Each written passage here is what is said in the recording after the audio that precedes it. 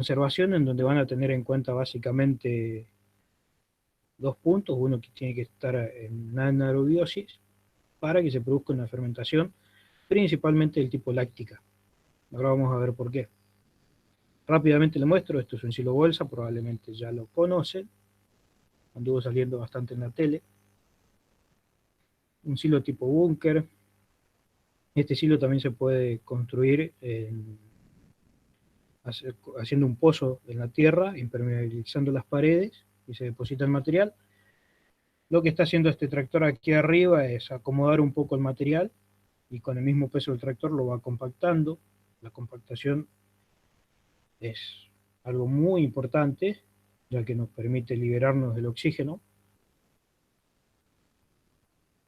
Este es un silo puente que, a diferencia del tipo búnker, en este caso, este no tiene esas paredes de concreto perdón, no tiene estas paredes de concreto, directamente se lo deposita sobre el suelo, lo compacta también con un tractor o con alguna otra maquinaria pesada y luego se lo tapa.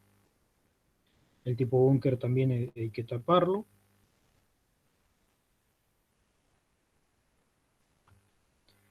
Las características de un buen silaje: tiene que tener un color marrón claro en los silajes de maíz y sorgo.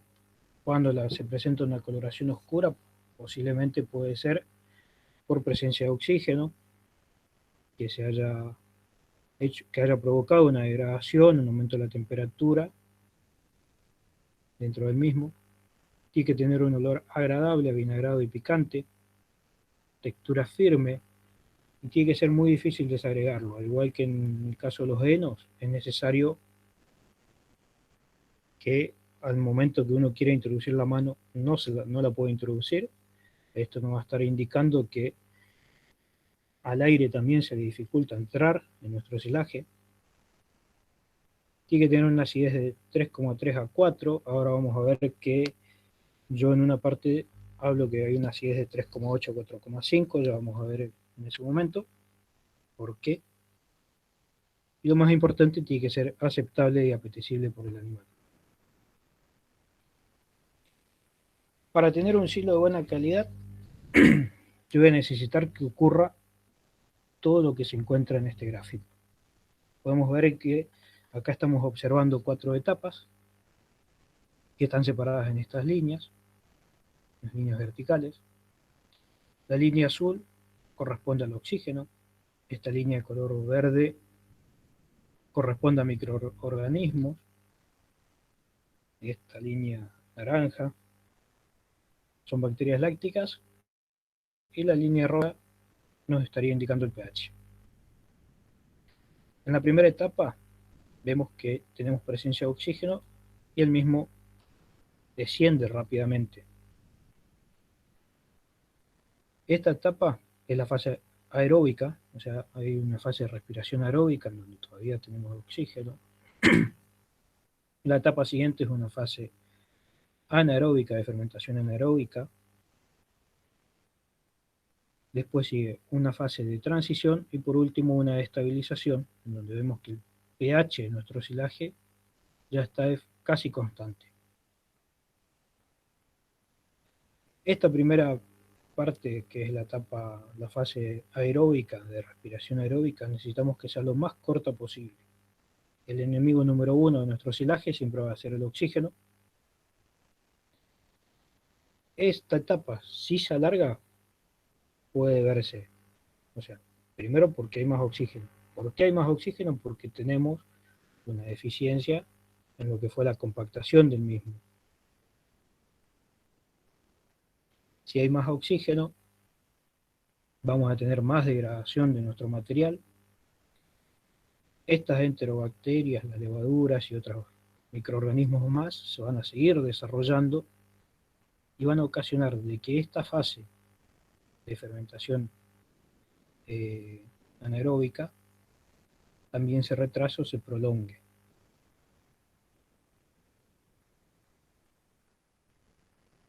Para lograr una alta calidad, o sea, para lograr de que todo esto ocurra en tiempo y forma, necesitamos un momento óptimo de corte, que es lo que ustedes ya hablaron, un que tenga un correcto contenido de humedad. Acá yo había visto en algún trabajo que decían que tenía que tener 80% de humedad. Si ustedes tienen un 80% de humedad en un silaje, posiblemente estén guardando agua. Después voy a mostrar una foto de qué es lo que ocurre cuando se almacena con mucha humedad. Si, en caso contrario, si almacenan un material muy seco, es muy difícil compactarlo. Ustedes prueben agarrar un puñado de hojas y hacer un bollo y suelten. Van a ver cómo todas las hojas vuelven y el bollo no queda formado. Eso indicaría que si al estar muy seco no va a tener una correcta compactación. También necesitamos del tamaño y uniformidad de picado. Esto nos va a favorecer tanto la compactación del material para la eliminación posterior del oxígeno. Momento óptimo de picado. Tamaño y uniformidad. Bueno, el tamaño de picado tiene que tener 0,8 a 1,5 centímetros, el grano tiene que estar partido. Por lo general las embolsadoras tienen, se denomina cracker, se llama, que es la encargada de romper el grano, 7 a 12%, sí, 7 a 12% de fibra larga, y tenemos que tener cuidado con la fibra afectiva, que eso le va a quedar de tarea a ustedes. Y vamos a lo más importante, la fase del ensilaje. Parte ya lo dijimos, decíamos que teníamos una primera etapa que era de respiración aeróbica, donde nosotros necesitábamos consumir el oxígeno lo más rápido posible. Al momento de consumir ese oxígeno, la planta va a estar respirando, se van a degradar los carbohidratos solubles, va a haber oxidación de los mismos, al respirar va a haber un aumento de la temperatura. Lo normal es que la temperatura pueda aumentar entre 4 a 6 grados Celsius por encima de la temperatura ambiente. Si aumenta aún más de eso que sería lo normal, vamos a tener una reacción que se denomina reacción de Maillard. En esa reacción va a haber un desdoblamiento de las proteínas, de las estructuras de las proteínas, y estas se van a conjugar con los carbohidratos, con los azúcares. Eso es una reacción irreversible, afecta la digestibilidad de esa proteína, por lo tanto va a terminar afectando la calidad de nuestro silo. También en este momento tenemos una actividad enzimática, principalmente del tipo proteolítica, que nos va a estar degradando las proteínas, y en este caso el problema es que va a liberar o va a haber mucho nitrógeno libre, mucho nitrógeno no proteico. Ese nitrógeno no proteico va a terminar afectando la respuesta animal, porque el animal va a necesitar más energía para poder procesar todo ese nitrógeno que se encuentra dentro del rumen, y por todos estos motivos es necesario que esta fase sea lo más corta posible, dure 2 horas. Esta fase de respiración aeróbica, me olvidé de decir, va a iniciar en el momento en que la planta se corta, hasta que llega a la embolsadora o que llega al búnker. Y es compactada y bueno, después se elimina. La etapa que le sigue es la de fermentación anaeróbica. Acá vamos a tener fermentación de los azúcares, va a haber un descenso del pH, también va a haber una disminución de los carbohidratos. Esta etapa va a empezar, vuelvo hacia atrás, esta etapa podemos ver, ¿vieron estos microorganismos que están aquí? Estos me van a ayudar a comenzar a disminuir sí, a disminuir el pH. Yo necesito que en esta etapa haya bacterias que fermenten ácido acético, que produzcan una fermentación acética. Esas bacterias comienzan a hacer que el pH disminuya, hasta un punto que podemos decir que el punto de corte es 5. Con un pH de 5, una acidez de 5, esas bacterias del tipo acética se inactivan, pero cuando comienza a disminuir el pH en esta fase, aparecen las bacterias lácticas, comienzan a aparecer. Estas bacterias lácticas yo las necesito porque ellas, si bien fermentan o degradan los azúcares, lo hacen con mayor eficiencia, consumen menos azúcares con respecto a una que haga una fermentación del tipo acética o del tipo butírica. Esta etapa también requiere que sea corta, tiene que ir de 24 a 72 horas, no más que eso, para dar lugar luego al inicio de la fase de transición. Perdón, acá podemos ver la eficiencia del consumo de azúcares. Una fermentación acética consume un 38% de azúcares, comparando con una fermentación del tipo láctica que solo consume un 4% de los azúcares.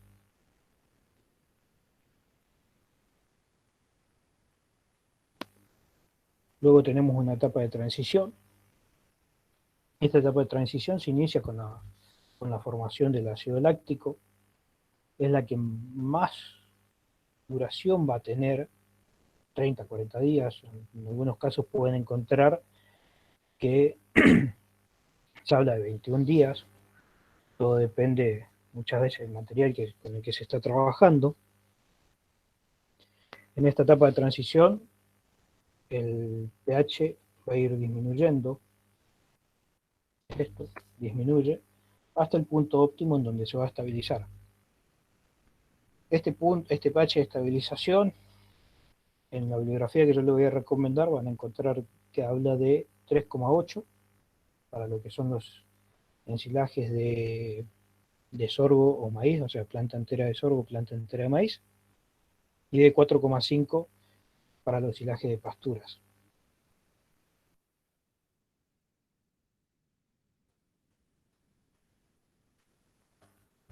Ahí está, bueno, parte dice ojo con las pasturas por el nitrógeno amoniacal.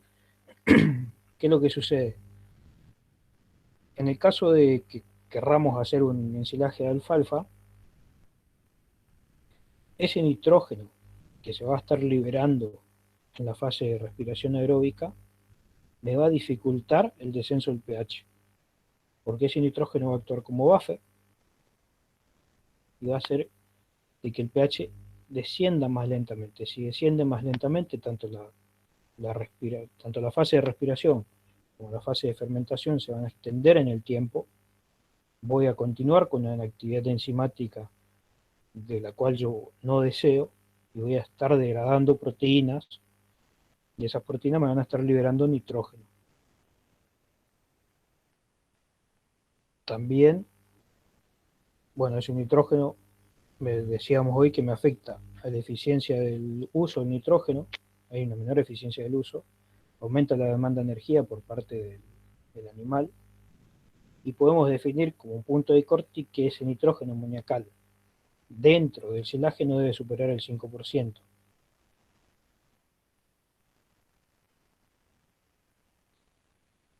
Luego tenemos la fase de estabilización, que veíamos hoy que nuestra línea roja se estabilizaba en un pH que podemos decir 3,8 para, para el sorgo y para el maíz, 4,5 para las pasturas. Cuando se estabiliza este pH es indicativo de que no vamos a tener ningún tipo de actividad enzimática, por lo tanto nuestro silo va a dejar de perder carbohidratos, va a dejar de perder calidad nutricional, y esta etapa finaliza con la apertura del silo.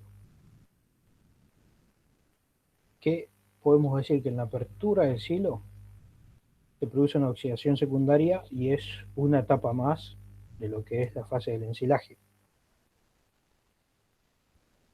Hay bibliografía que solamente figuran 4 fases: fase de respiración aeróbica, fermentación anaeróbica, transición y estabilización, y en otras donde figura esta última etapa de oxidación secundaria.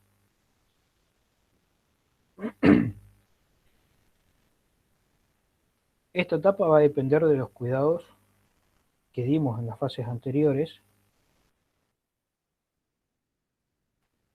Vuelvo nuevamente a este gráfico. ¿Por qué? Si yo no logro una buena compactación, no tengo, no corté el material con una, ¿cómo se llama? Con un porcentaje de humedad óptimo, en este primer periodo se extiende en el tiempo, hay un mayor número de bacterias o enterobacterias que van a crecer, y estos microorganismos no es que mueren con la acidez, con la acidificación del medio. Van a quedar, algunos pueden llegar a morir, otros no. ¿Y qué es lo que sucede? Si yo acá al final pongo una línea azul que va en aumento, o sea que el oxígeno comienza a aumentar dentro del micelaje,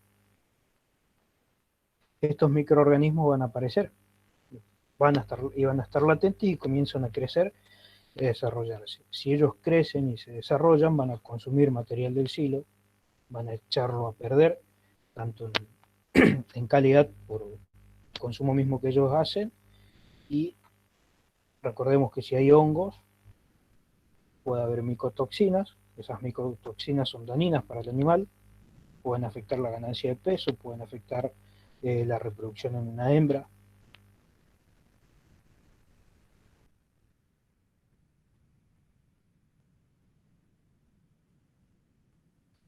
También en esta oxidación secundaria depende mucho la temperatura ambiente. Ahí vemos el calor versus frío. En verano hay una tasa de oxidación mayor dentro de los silajes debido a la mayor temperatura que, que hay con respecto en el invierno, donde hay una baja temperatura ambiente y el silaje no levanta tanta temperatura. Bueno, esto es lo que decíamos, que hay un aumento de microorganismos aeróbicos, hay pérdida de nutrientes, y otro punto interesante a evaluar es el consumo diario del silo que nosotros podemos llegar a lograr. En esto, a ver si tengo, vamos a poner esta foto de ejemplo. Esto que ven acá atrás es un silo que calculo que debe ser un silo point, un silo búnker. Para que ustedes se den una idea, si nosotros tenemos un silo de este tamaño, tenemos que tener la capacidad de consumir todo este ancho de silo y por lo menos 40 centímetros de profundidad. ¿Se entiende lo que estoy queriendo decir?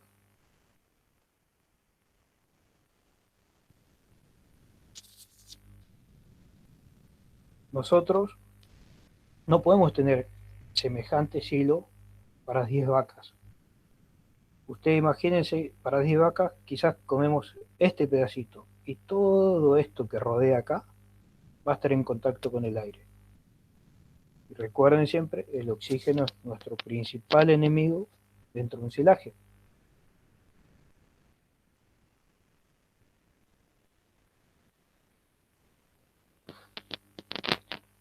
Y porque yo decía, lo remarcaba y lo ponía la fase de oxidación secundaria como una fase más, por esto, porque cerca del 40% del total de las pérdidas de materia seca se dan en este momento, se dan en el momento en que uno abre el silo. Y todas esas pérdidas que se dan por mal manejo. Vuelvo a decir, si nosotros tenemos 10 vacas para este silo, directamente no lo tenemos que abrir porque no vamos a tener la capacidad de consumir todo ese frente de silo. Esto que ven acá es humo, es vapor, es el material, es de la temperatura que el silaje está levantando. Esta otra foto, acá podemos ver esto blanco, es hongos. Y acá se ve el material que está ardido. Esta coloración oscura que se nota acá es material ardido. Es probable que este silaje haya sido mal embolsado. Esta foto me pasaron el año pasado. Yo primero pensé que esto era algo que estaba mal confeccionado, pero acá había el empleado del tambo, como le daba fiaca todos los días abrir un pedacito de silo para sacar. Me contaba este muchacho que está acá, que lo que hizo este empleado fue, abrió todo el silo, entonces él iba todos los días, agarraba con la pala y levantaba lo que iba a sacar. Pero para eso echó a perder todo un silo bolsa.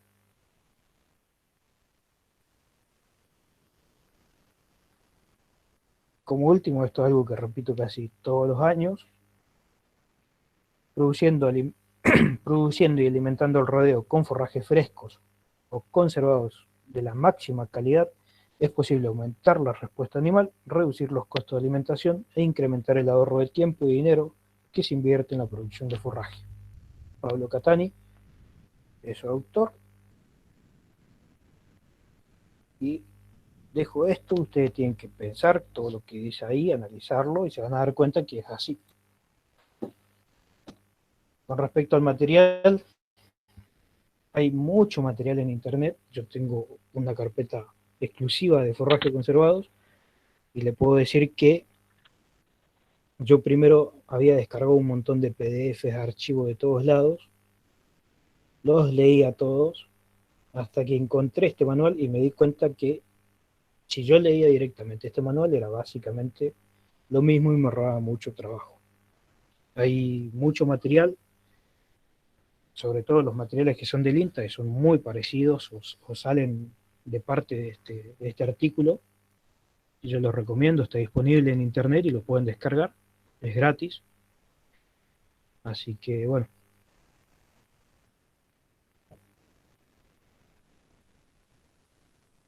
me fui. ¿Preguntas? Gastón, si hay algunas preguntas anteriores. Bueno, por ahí preguntaron qué tipo de silaje es el más adecuado. La primera respuesta que me viene a la cabeza es el que está bien hecho, pero Sí, yo sé que eso no responde a lo que está preguntando. Debe ser más específico, supongo que no es tipo de silaje, sino tipo de silo. ¿Mm? Y el tipo de silo depende de varias cosas, o sea que no tenemos una respuesta directa para decir. Se pueden hacer muy buenos silajes, tanto en el búnker como en el trinchera, como en el embolsado, como en varios. Después hay uno que pregunta con respecto al silaje, ¿conviene que sea lugar alto? No sé a qué se refiere, pero sin duda calculo que si es. van a ser, tienen que tener un lugar que no se inunde, que no se llene de agua, porque no solo, digamos, si es un silo bolsa que haya agua no le hace nada puntualmente, pero cuando tengan que empezar a sacar para dar de comer, van a tener serios problemas de piso. Y si fuera un silo búnker o un silo trinchera, claramente que si es bajo va a entrar agua y va a perjudicar el material. Así que en principio sí tiene que ser alto. El tema es que eso no es que afecta directamente al silaje, sino que afecta después. Después, esa parte que tiene contacto con el oxígeno es pérdida, dice, y si se descarta. Sí, es pérdida, en realidad es pérdida de calidad, no necesariamente se descarta y no necesariamente es algo perjudicial para el animal, si es del día a día. Ahora, si pasa más tiempo, eso puede traducirse en fermentación, en producción de hongos, como dijo Gastón, en producción de toxinas, entonces sí vamos a tener un problema. ¿Eh?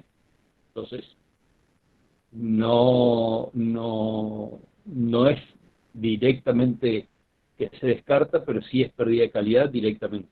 ¿Sí?